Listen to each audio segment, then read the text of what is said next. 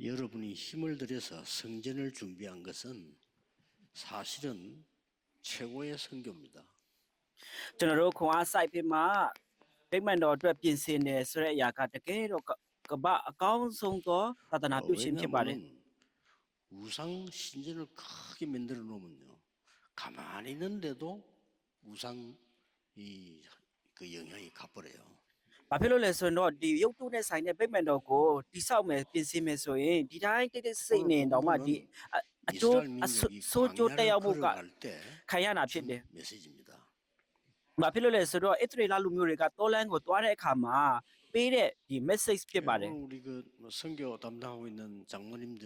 얘기 들어보니까 전쟁이 자꾸 일어나니까 특히 러시아에서 수출 수입이 너무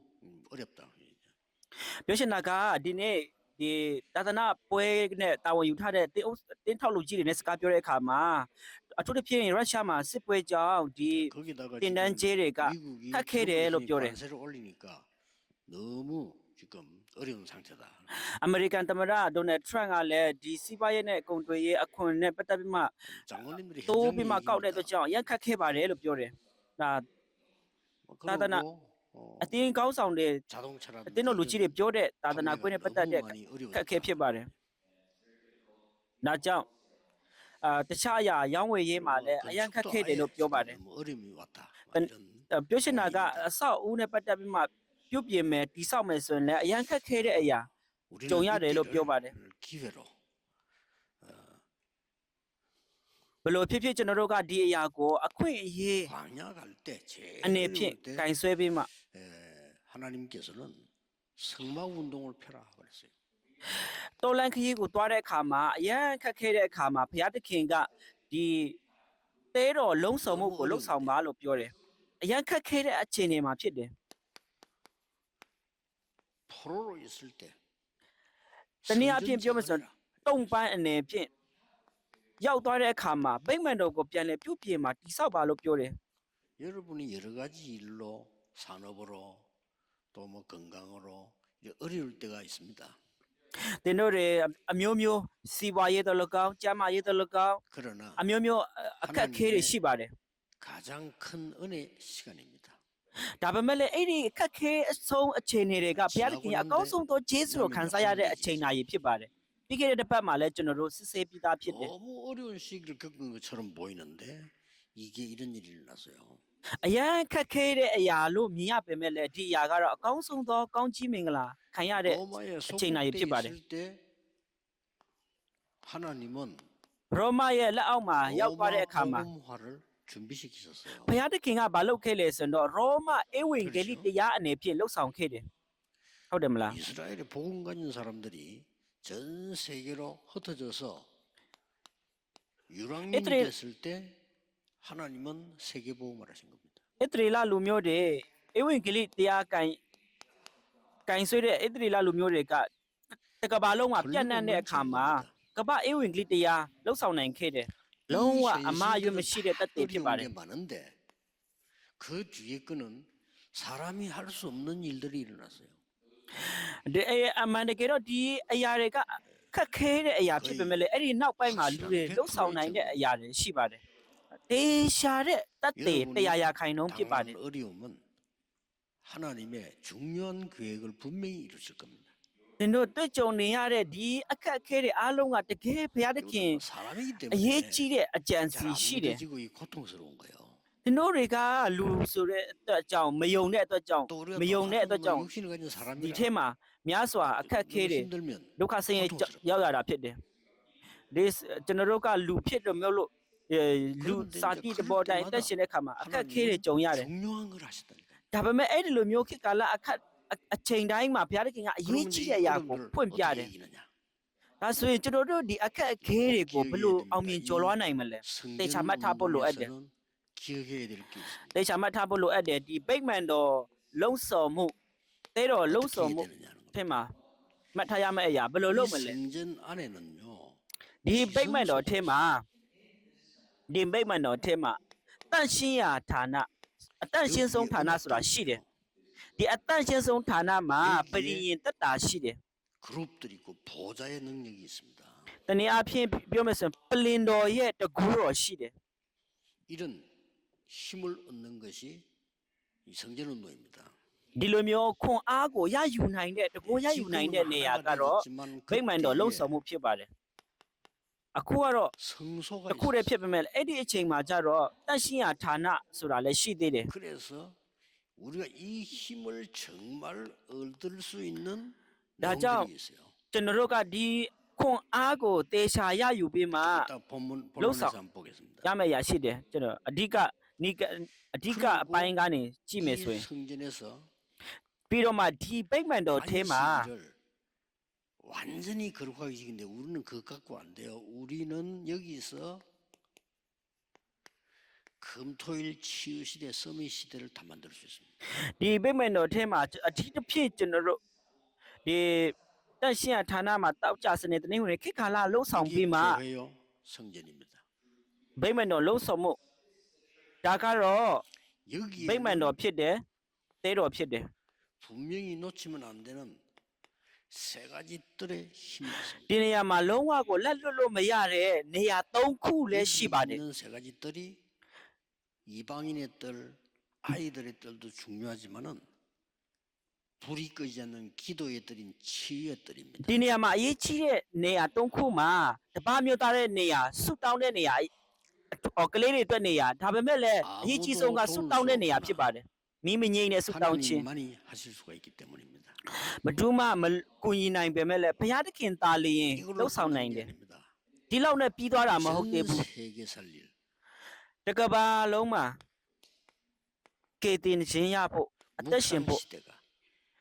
이 성전에서 열리는 겁니다. နှုတ်ကပတ်တော်ဆင်ခြင်အောက်မဲ့တဲ့ခေတ်ကာလဆိုတာဒီဗိမ္မာန်တော်ကနေစပြီးမှဖွင့်ခဲ့တာဖြစ်တယ် 그래서 이 성막에 중요한 거 우선 세 가지가 있어요. ဒါကြောင့်ဒီသေးတော်ထဲမှာအမတန်မှအရေးကြီးတဲ့အရာ 뭔가니까 ၃ခုရှိပါတယ် 피제사들입니다. အဲ့ဒါဘာလဲဆိုနံပါတ်1ကတော့အသွေးတော်ရစ်ကိုပူဇော်ပါဆိုတဲ့အရာပဲ 이거 아무것도 아닌 것처럼 사람에게는 들리거든요. လူတွေကဘာမှမဟုတ် 그리고 မဟုတ်တယ်လို့မြင်ရတယ် 생활하는 사람들에게 이게 필요치 않다고 생각을 하거든요. များစွာသောလူတွေကဒါကမလိုအပ်ဘူးလို့စဉ်းစားကြတယ် 그런데 피제사 드릴 때 해방돼 나왔어요. ဒါပေမဲ့လည်းတကယ်တော့ဒီအသွေးတော်ရစ်ပူဇော်တဲ့နေ့မှာစပြီးမှလွတ်မြောက်တာဖြစ်တယ် 의미가 있는 제사지요. အမတန်မှအရေးကြီးတဲ့အတိတ်တွေရှိတဲ့ရစ်ပူဇော်ရှင်တစ်မျိုးဖြစ်တယ် 수가 있는 것이죠. လက်ဝါးကတိုင်းမှာတွန်းတဲ့ခရစ်တော်ရဲ့အသွေးတော်တွန်းမှတာလျင်လွတ်မြောက်ခြင်းရတယ် 덜 당해서 그렇지 정말 어려움 당하면요 다른 깨달음이 옵니다. တကယ်ကျွန်တော်တို့ခွဲပြားနားလေဖို့လိုအပ်တယ် 일본의 강명주 선교사님 저를 만나 그런 얘기했어요. ဂျပန်မှာရှိတဲ့ကောင်မြောင်ဆိုတဲ့ဆရာတယောက်ကကျွန်တော်ကိုတွေ့မှပြောတယ် 죽음이 다가오니까요 ဆရာ 아무것도 필요 없어요. ဆရာတေချင်းကရောက်လာတော့မှဖြစ်တဲ့အတွက်ကြောင့်ဘာတစ်ခုမှကျွန်တော်အတွက်မလိုအပ်တော့ဘူးလို့ပြောတယ် 나이가 많이 들어서 하는 게 아니고 병이 들어가지고요. 이분이 အသက်ကြီးလို့မဟုတ်ဘူး 그리고 막 죽음이 다가오니까 아무것도 보이지 않더래. အသက်ကြီးလို့မဟုတ်ဘူးသူ့ရဲ့တက်တာမှာယောဂကင်ဆာဆွဲနေတာဖြစ်တဲ့အတွက်ကြောင့်တေချင်းကနီးလာပြီဖြစ်တဲ့ကြောင့်သူ့မှာဘာမှမလိုအပ်တော့ဘူးလို့ပြောတယ် 복음밖에 안 보여요. တေခါနေဖြစ်တဲ့အတွက်ကြောင့်ကျွန်တော်ကအေဝင်ဂလိတရားအပြင်ကျန်တဲ့အရာမလိုအပ်တော့ဘူးလို့ 오직 ပြောတယ် 그리스도의 십자가의 능력 보혈밖에 안 보여요. ။အိုးခရစ်တော်ရဲ့အေးဝင်ကလေးကားတိုင်းတရားတာလျင်ကျန်တဲ့အရာကျွန်တော်ကမမြင်တော့ဘူးလို့ပြောတယ်။ယေရှုကနေစမှ 그리고 လွတ်မြောက်တာဖြစ်တယ် 이 성막 안에는 특히 중요한 하나는 ။ဒါကြောင့်နောက်တစ်ခုဒီတေးတော်ထဲမှာအမတန်မှအရေးကြီးတဲ့အရာနောက်တစ်ခုကတော့ 언약궤가 있어요. ဒီတေးတော်ထဲမှာပရိယင်တက်တာတော်ရှိတယ် 다 중요하지만은 또 중요한 거는 제사장이 12지파의 이름을 새긴 에봇을 입고 있어요. ။အားလုံးကအရေးကြီးပေမဲ့ယေပရောဟိတ်ကဝတ်ဆောင်တဲ့ဒီရင်ပိတ်တင်တန်းရင်ဓာတ်တဲ့ရင်ဖုံး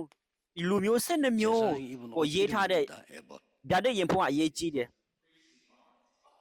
ဒါကတော့ယေပရောဟိတ်တွေဝတ်ဆင်တဲ့ပိတ်တင်တန်းဖြစ်ပါတယ် 기록해놓고 24불 끄지 않고 기도하는 겁니다. ပြောချင်တာကဒီနာမည်တွေ12မျိုးလုံးအားလုံးကိုတေချာရေးထားပြီးမှ24နာရီမိကိုမငိမ့်ပဲနဲ့ဆုတောင်းရမယ့်အရာဖြစ်တယ်အမတန်မှအရေးကြီးတဲ့အပိုင်းဖြစ်တယ် 일부 예배에서도 잠깐 나오 2부에서 나옵니다만은 이 성소에는 뭐가 있냐는 거죠. ဒါကြောင့်ဒီဝိပုချင်းအပိုင်းနှစ်မှာလဲလာမှာဖြစ်တဲ့အတွက်ကြောင့်ဒီတန့်ရှင်းရဌာနမှာဘာတွေ 들어가는데 ရှိတယ်လဲ 손을 씻을 ဝင်ရှင်းမှာ 물두멍이 있어요. ဝင်ရှင်းမှာပဲအဲလက်ဆေးရ 우리 ကျေးဝရင်တုံရှိတယ် 많은 세상에 있는 이 균과 더러움과 모든 걸 죽게 되니까 손 씻으라고 한 겁니다. ကျွန်တော်တို့ကဒီကဘာမှာလောကမှာရှိတဲ့ဒီခက်ခဲတဲ့အရာတွေအားလုံးအခက်အခဲတွေအားလုံးဒီနေရာမှာဆေးကြောဖို့ဖြစ်တယ် 그리스도는 우리를 လက်ခရစ်တော်ကကျွန်တော်တို့ကို 정결케 하는 것이다. တန့်ရှင်းစေတဲ့အရာကိုဖော်ပြတ 이 ယ် 성물은 다 그리스도 설명입니다. ဒါပြောရှင်တာကဒီအရာအားလုံးကခရစ်တော်ကိုဖော်ပြတာဖြစ်တယ် 들어가면은 공간이 지성소, 성소 따로 있었다. ပြီးတော့မှဝင်ရှင်းမှာပဲအလင်းမှာတက်ရှင်းဌာနနဲ့အတက်ရှင်းဆုံးဌာနဆိုပြီးမှ 그 ရှိတယ် 성소는 အဲ့ဒီတက်ရှင်း 백성들이 기도하는 곳이다. အဲ့ဒီတက်ရှင်းဌာနမှာကြတော့လူမျိုးတော်တွေကသွားပြီးမှဆူတောင်းရမယ့်နေရာဖြစ်တယ်အဲ့ဒီအထင်းမှာ 향단이 있어요. ပြီးတော့မှနန္တာပေါင်းမိရှုရရစ်ပလင်ရှိသေးတယ် 향기, 생명의 향기를 말하는 겁니다. ခရစ်တော်ရဲ့အမွေရနဲ့အသက်ရဲ့မွေရနဲ့ကိုဖော်ပြတယ် 그리스도의 향기를 그 이름으로 기도할 때 불신앙, 재앙, 흑암이 무너지는 엄청난 단입니다. ခရစ်တော်ရဲ့မွေရနဲ့ဆိုတာကတော့သူ့ရဲ့နာမအဖြစ်ဆုတောင်းရင်ရှိတဲ့မြတ်ကပ်ဘေးတွေဘေးပန်းနဲ့မောင်မိုက်တကိုးကိုဖြေချနိုင်တယ်ဆိုတော့အမတန်မှအရေးကြီးတဲ့အဖြစ်ရှိတယ် 등불을 ဘုရားသခင်ကပြောတယ်24နာရီရွှေမိခုံကိုထွန်းထားပါ 24 그리스도의 빛이 필요합니다. 24နာရီအတိတ်တွေက24နာရီခရစ်တော်ရဲ့အလင်းကိုလိုအပ်တယ်ဆိုတဲ့အတိတ်တွေဖြစ်တယ် 자, 거의 뭐 완벽하게 저희 안 다 있죠. 성도 안에요. ဒါဆိုရင်တကယ်ပြီးဆုံးနေပြီလုံးဝကိုပြီးဆုံးစေတာဖြစ်တယ်ဒီဗိမ္မာန်တော်ထဲမှာ 그리고 ပြီးတော့မှ 옛날에 다윗도 먹은 떡상이 있습니다. အရင်တော့ကဒါဝိဒ်လည်းစားခဲ့ဖူးတဲ့ဒီရှေ့တော်မုံဆက်ပွဲရှိတယ် 그리스도라는 생명의 떡입니다. ခရစ်တော်တည်ဟူသော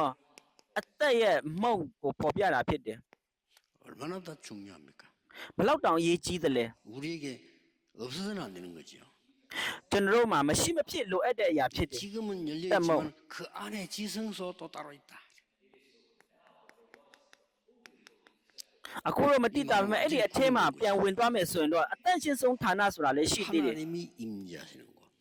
ဘုရားသခင်ကိန်းဝတ်တဲ့နေရာဖြစ်တယ် 그리스도께서 성소와 지성소 사이에 문을 다 열으셨는데 여기는 하나님의 저는 보좌의 능력이 있는 의미를 ခရစ် 두고 တော်ကတန့်ရှင်းဌာနနဲ့အတန့်ရှင်းဆုံးဌာနမှာရှိတဲ့ဒီဌာနစေကွဲပြားခြားထားတဲ့ဒီကလကာကိုဖွင့်ခဲ့တဲ့တကားဖြစ်ပေမဲ့လည်းဒီတန့်ရှင်းဆုံးဌာနမှာပလင်တော်ရဲ့တကိုးတော်ရှိတာဖြစ်တယ်ဒါတွေအားလုံးကတဲတော်ကိုပေါ်ပြတာဖြစ်တယ် 떠났죠. တကယ်အမ 이 တမ 언약궤 가는 곳에 မြင့်မြတ်ပါတယ် 어차피 ကြီးမြတ်ပါတယ် 많은 역사들이 일어났습니다. ဒီပရိယင်တက်တာတော့သွားတဲ့အခါမှာကြီးမားတဲ့များစွာသောအမှုပြုခဲ့တာဖြစ်တယ် 갈라졌습니다. လူမျိုးတော်တွေကဒီပရိယင်တက်တာအပြင်ပဲယော်ဒန်မြစ်ကိုဖျက်နိုင်ခဲ့တယ် 그때 결론을 맺겠습니다. နီကုံ 이 언약궤 메고 ကတော့ 도는데 여리고도 ဝပြုရှင်အပိုင်းတစ်မှာနည်းနည်းပြောမယ်ဒီပရိယင်တက်တာအပြင်ပဲယေရကိုမြို့ကိုလည်း 그래서 ပြုတ်ဖျက်နိုင်ခဲ့တယ် 이 언약궤는 그냥 있는 것이 아니고 많은 역사들이 하나님의 이 증거를 보이는 것입니다. ဒါကြောင့်ဒီပရိယင်တက်တာထဲမှာများစွာသောဘုရားသခင်ရဲ့အမှုပြုခြင်းတွေမြင်ရတာဖြစ်တယ် 중요한 ဒါကြောင့်အရေးကြီးတဲ့အရာက 거는 모든 성도들이 백성들이 문을 기도하는 문을 성막을 향해서 뒀다. ယုံကြည်သူအားလုံးလူမျိုးတို့တွေအားလုံးဆုတောင်းရတဲ့တကားကတဲတော်ဖက်မှာဖွင့်ထားရတာဖြစ်တယ်ဒါအရေးကြီးတယ် 하루에 3번씩 다니엘이 성전을 향해서 기도했다. ဒိုင်ယလတောင်မှတစ်နေ့မှာ3ချိန်ဗိမ္မာန်တော်ဖက်မှာမျက်နှာမူပြီးမှဆုတောင်းတယ် 광야 가는 길은 어렵습니다. ဒါကြောင့်တိုးလန်းခရီးသွားတယ်ဆိုတာကခက်ခဲတယ် 현실은 어렵습니다. တကယ်လက် 그런데 တကယ်ခက်ခဲတယ် 자세히 보면 사실은 다릅니다. ဒါပေမဲ့တေးစိတ်ပြည့်မယ်ဆိုတော့ 사실도 자세히 알로. 보면은 ခက် 진실은 မခက်ခဲပါဘူး ဒါပေမဲ့တကယ်အစစ်မှန်ပြန်ကြည့်တဲ့အခါမှာမတူပါဘူး 자세히 ခြားနာပါတယ် 보면 영적 사실은 다릅니다. ဒီအမှန်တရားတွေလည်းတေချာပြန်ကြည့်မယ်ဆိုရင်ဝိညာဉ်ပိုင်းအဖြစ်တရားအဖြစ်မှန်နဲ့ ချမ်းသာတာဖြစ်ပါတယ်တော်လမ်းမှာပြောတဲ့စကားဖြစ်တယ် 하나님의 အဲ့ဒီမှာဘုရားသခင်ရဲ့ 절대 계획이 보이는 겁니다. လုံးဝဥတုံကြတဲ့အကြံစီကိုမြင်နိုင်တာဖြစ်တယ် 많은 사람들이 이거는 뭐 어렵다, 뭐 좋다 이런 얘기를 많이 표현합니다. မြတ်စွာသောလူတွေကခက်ခဲတယ်ကောင်းတယ်လို့ဖော်ပြ 많은 ကြတယ် 사람들이 저 실패했다, 성공했다 이런 얘기를 많이 မြတ် 합니다. စွာသောလူတွေကကြဆင်းတယ်အောင်မြင်တယ်ဖော်ပြ 우리는 ကြတယ် 그런 수준은 아닙니다. ကျွန်တော်တို့ကအဲ့ဒီလိုမျိုး 그런 수준 စံတက်မှ 되면 တ်ချက်မဟုတ်ဘူး 불교에게 져요. အဲ့ဒီလိုမျိုးစံတက်မှတ်ချက်ကမယုံကြည်သူတွေကိုပေးလို့ရတယ် 한번 전에 얘기했잖아요. 언뜻 지나가다 ကျွန်တော်ကပြောတယ်မလား 영화가 하나 나오는데 보니까 막 급한 일 생긴 사람이 스님에게 와서 막 부탁을 하는 겁니다. ကြည့်တဲ့အခါမှာရုပ်ရှင်မှာကြည့်တဲ့အခါမှာ 그 스님 ဖုန်ကြီးရှိမှာလူတွေရောက်လာတယ်အဲ့ခါမှာဘာပြောလဲဆိုရင် 부탁하니까 그걸 အကူကြီးတောင်းတဲ့အခါ 왜 မှာ 해야 되는데 이렇게 묻더라고요. ဘာကြောင့်ဒါလုပ်ရမလဲလို့မေးတယ် 우리 이렇게 살아야 됩니다니까 왜 살아야 되는데 이랬어요. ကျွန်တော်ကအသက်ရှင်ရမှာဖြစ်တယ်ဘာဖြစ်လို့အသက်ရှင်ရမှာ 야 불교 교리가요 구원이 없어 그러지 대단하다는 거예요. 대단해요. ကျွန်တော်ကြည့်တဲ့အခါမှာတကယ်ဗုဒ္ဓရဲ့ဩဝါဒတွေကကေရင်ချင်းတာမရတာတကယ်အရန်ကိုကြီးမြတ်ပါတယ်ဒါပေမဲ့လည်းကေရင်ချင်းမရှိဘူး 네피림 만드는 건 나 불교 신자 만나면 그렇지, 좋은 나가. 얘기지만 너무 좋은 교리야. 그런데 네피림 만드는 거예요. အရန်ကောင်းတဲ့ဩဝါဒအရန်ကောင်းတဲ့ဘာသာဖြစ်ပေမဲ့လည်းမယုံကြည်သူ 우리 자칫 잘못하면 사람마다가 불교 신자보다 이상하래. 못하게 구원에 대한 바다 복음ဖြစ်တယ် 모르면요. 그렇죠. ဘာကြောင့်လဲလူတွေက